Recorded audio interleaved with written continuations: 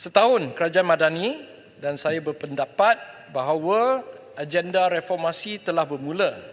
Ada reformasi parlimen, ada juga reformasi dibentuk Fiscal Responsibility Act. Tetapi pada tahap yang kurang kencang dan kurang komprehensif. Terdapat banyak lagi reformasi yang belum lagi dan perlu dilakukan pada tahun ini 2024. Tuan Speaker, sekarang Kerajaan Madani mempunyai majoriti lebih 2/3 yang cukup kukuh. Pada Isnin lalu, Yang di-Pertuan Agong pula dah beri pesanan. Oleh demikian, pada pendapat saya, tahun 2024 inilah akan merupakan peluang terbaik untuk melakukan dasar-dasar agenda reformasi yang paling penting. Jadi poin ucapan saya yang pertama adalah dengan izin, there should be no more reason this year for not carrying out better governance reforms. Oleh demikian, tahun 2024 ini adalah amat penting, lebih krusial daripada tahun 2023. Tahun ini adalah tahun penentuan sama ada Kerajaan Madani ini ada atau tidak political will untuk melakukan lebih reformasi. Oleh demikian, saya ingin meminta Yang Amat Berhormat Tan Bun memberi pandangan beliau apakah rang undang-undang reformasi yang bakal dilakukan pada tahun ini. Khususnya, adakah Parliamentary Services Act dan Political Financing Act akan dibentang dan diluluskan pada tahun ini. Baik, poin kedua saya, dan inilah isu hot topic, iaitu tentang mata wang ringgit. Saya memang setuju dengan kerajaan bahawa statistik ekonomi Kerajaan Madani 2023 adalah jauh lebih baik daripada zaman kerajaan dulu. Inflasi terkini adalah under control, hanya 1.5% pada bulan Disember 2023, maknanya purata inflasi pada tahun pertama pentadbiran Madani adalah hanya pada tahap 2.5%. Ini jauh lebih baik daripada kadar 3.3% inflasi pada tahun 2022, kerajaan lain.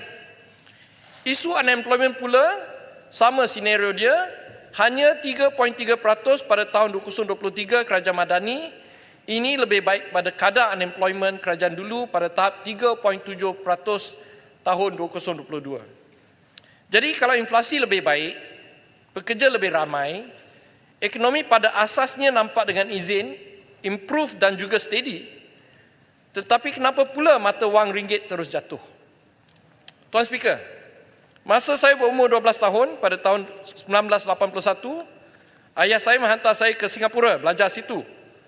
Saya masih ingat ringgit pada masa itu dengan Singapore dollar lebih kurang sama, 1 for 1. Ringgit to US dollar pada masa itu 1 USD 2.5 ringgit. Sekarang yang terkini ringgit Singapura dah 3 ringgit 55, ringgit to US dollar 4 ringgit 80 sen, lebih kurang lah. Tuan Speaker, sejak umur 12 saya melihat kemerosotan ringgit. The point I'm trying to make is, kemerosotan ini bukan kerja 1 tahun Kerajaan Madani. Ianya adalah kemerosotan, you tengok data, statistik semua ada. Mata wang berpanjangan sejak 30 tahun dulu. Tuan Speaker, dalam 30 tahun lepas, apabila mata wang kita mula merosot, another phenomenon happen. Malaysia pula bermula mencatat negara ekspor yang cukup cemerlang dan berjaya. Kita lebih banyak ekspor daripada import. 30 tahun lalu. We have been having trade surplus for 30 years. Tetapi yang hairannya, kenapa kita selama 30 tahun mata wang ringgit kita merosot, pada masa yang sama trade surplus kita masih kuat. Dengan izin, this is indeed a very strange economic puzzle and economic conundrum. Tuan Speaker, untuk memahami fenomenon ini, kita perlu faham dua perkara dulu. Pertama, dengan izin, like all goods and services, the ringgit is also subject to the laws of supply and demand. Kalau supply banyak dan demand kurang, harga apple ataupun oren ataupun ringgit, nilainya akan jatuh. Kalau supply sikit, demand banyak, harga apple, oren atau ringgit akan naik. Ini adalah satu asas ekonomi yang paling basic. Pagi ini semasa sarapan pagi, I explain to my daughter, dia umur 11 dia pun faham. Jadi, kalau ekonomi kita lebih baik, ekspor kita maju, kenapa pula demand untuk ringgit kita jatuh? Perkara kedua yang kita kena faham dengan izin adalah supply and demand can be impacted directly by behavioral economics. Bagi ini, Dewan Yang Mulia ini kena faham, behavioral economics inilah isu sebenarnya.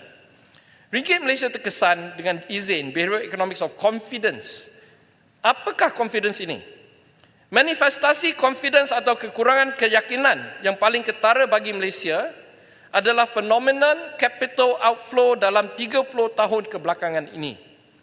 Dalam erti kata lain, kekurangan kemampuan domestik dan isu tahap keyakinan adalah faktor utama for the steady outflow of capital, maka kejatuhan ringgit, nilai ringgit walaupun trade surplus ada setiap tahun. Tambahan lagi, 90% ekspor Malaysia dari sektor elektrik dan elektronik, satu industri yang sangat kuat dan baik, tetapi bukannya satu pun gross national income. Kebanyakan kilang ini adalah dimiliki oleh entiti asing dan tenaga kerjanya ada kebanyakan pekerja asing. Ini, kawan-kawan saya semua di Dewan ini, adalah kegagalan dasar Look East yang separuh masak, yang telah gagal mewujudkan transfer teknologi, gagal mewujudkan banyak syarikat Malaysia yang inovatif dan berdaya saing, tetapi cukup berjaya mewujudkan sistem kroni kapitalisme dengan konsesi tenaga, konsesi tol jalan, konsesi telefon, konsesi pelabuhan, monopoli import seperti beras dan gula. Industri seperti ekspor minyak sawit yang merupakan hasil titik peluh industrialis daripada Malaysia, orang Malaysia sendiri, dikenakan windfall tax. Tapi bagi golongan kroni, kaya atas angin dengan tema lopsided contract konsesi kerajaan, tidak pula dikenakan windfall tax langsung. Kalau kita terus amalkan sistem ini, golongan entrepreneur yang lebih baik, yang patriotik, pula akan berhasrat menjadi kroni. Golongan kroni maha kaya pula akan terus mengeluarkan wang, capital outflow, beli bisnes, rumah mewah, aset-aset di luar negeri. Dengan izin, all our export gains 30 years jadi capital outflow. Kalau kita teruskan sistem ini, ringgit akan terus merosot. Rakyat terus susah. Golongan elit Malaysia akan terus enjoy hidup mewah di kampung Knightsbridge, London. Yang maha kaya kroni-kroni 2 orang ton. Wang-wang mereka sudah lama parking di Singapura, London, Switzerland, BVI, tax havens, semua ada situ. Tuan Speaker, kemerosotan ringgit bukan salah kerajaan Madani saja. Baru 1 tahun saja berkuasa. Ini adalah masalah kroni kapitalisme berdekad-dekad yang sudah sampai ke tipping point sekarang. Kesimpulannya, kroni kapitalisme adalah penyumbang utama kemerosotan nilai ringgit selama 30 tahun ke sekarang. 99% of it is the cost. Apa yang perlu dilakukan sekarang adalah tipping point telah berlaku. Pada tahun 2023, dengan wujudnya kerajaan Madani, rakyat biasa khususnya golongan middle class mempunyai ekspektasi yang tinggi bahawa reformasi akan dilakukan. Apabila reformasi tidak dilaksanakan dengan sepenuhnya, confidence level middle class pun terus merosot menjunam. Saya memang faham fenomena ini sebab kawasan saya, Subang, adalah bandaraya middle class yang terunggur di Malaysia. The 2023 fall of confidence of the middle class adalah penggerak tipping point utama kejatuhan nilai mata wang ringgit baru-baru ini. Seperti isu kroni kapitalisme, isu loss of confidence of middle class is also a classic behavioral economics issue. Jadi solusi utamanya bukanlah daripada traditional fiscal ataupun monetary policy. Tak payah kita beritahu bank negara buat kerja dia, suruh dia adjust base lending rate, itu akan naikkan inflasi. Solutionnya adalah di dalam alam politik. Incentives, nudge, societal re-engineering. How do you stop the capital outflow that weakens the ringgit? Jawapannya adalah reformasi, iaitu poin pertama ucapan saya. Dengan izin, the time to ponder in a Shakespearean manner has passed. It is no longer a case of should we reform or not reform.